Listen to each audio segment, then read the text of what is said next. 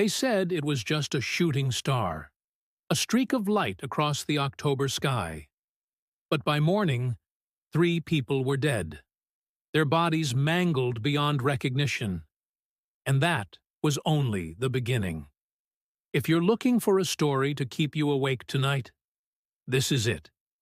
In a small, isolated town, something unearthly has arrived, and it's hunting. Not for food, not for survival, just for the thrill of the kill. What you're about to hear isn't just a bedtime story. It's a warning. It started with a flash. At first, no one paid much attention. Meteors are a dime a dozen during this time of year, but what followed couldn't be explained. The first victims were discovered on the outskirts of town. Their bodies weren't just lifeless. They were altered, twisted, torn apart in ways that didn't make sense. The sheriff, a grizzled old man who'd seen everything from hunting accidents to violent crimes, said he'd never seen anything like it. The air felt heavy, like the entire town was holding its breath. People whispered about wild animals, maybe even a bear. But deep down, they knew this wasn't something that belonged to the woods. And then, someone saw it. Jason Miller was walking home from his shift at the gas station when he spotted something moving in the fields. At first, he thought it was a man, but the way it moved was wrong. Its limbs jerked, its posture unnatural, and its head swiveled as though sniffing the air. Jason froze, hiding behind a rusted tractor, but the thing seemed to sense him. It turned slowly, and that's when he saw its eyes, glowing slits of yellow light that pierced the darkness. Jason didn't wait to see what it would do. He ran, his breath ragged, and didn't stop until he reached town. The description he gave the sheriff didn't make any sense. It was tall, unnaturally thin, with skin that shimmered like oil on water. Its face, well, he wasn't sure it even had one.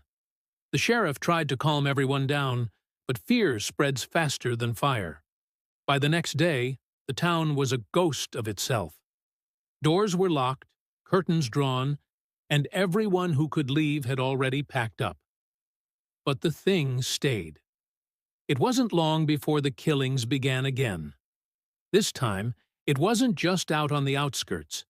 A couple was found in their home, their front door ripped off its hinges. The crime scene was so gruesome that the sheriff wouldn't let his deputies talk about it. The turning point came on Halloween night. The streets were empty, but a few brave, or foolish kids had snuck out to see if the stories were true. One of them, a boy named Evan, had a camcorder. What they captured on that tape was the stuff of nightmares. The footage showed them exploring an abandoned barn on the edge of town. They joked nervously, their flashlights flickering. Then, without warning, the beam of one flashlight landed on something crouched in the corner. It wasn't human. It wasn't animal. It was something else. The camcorder hit the ground as the kids screamed. The last thing recorded was the sound of splintering wood and a wet, guttural roar. When the sheriff arrived, the barn was empty. No sign of the kids, just the camcorder, still recording. He rewound the tape and watched it in his patrol car. They say he never spoke about what he saw, but after that night, he quit his job and left town without a word. The killings stopped after Halloween. The town, or what was left of it, went quiet. People started to return, but the fear lingered, like a shadow that refused to fade. Jason Miller, the man who first saw the creature, moved away and never looked back.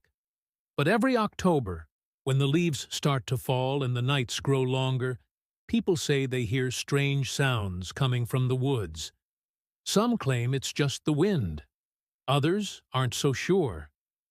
Want more nightmares like this? Hit subscribe and keep the lights on.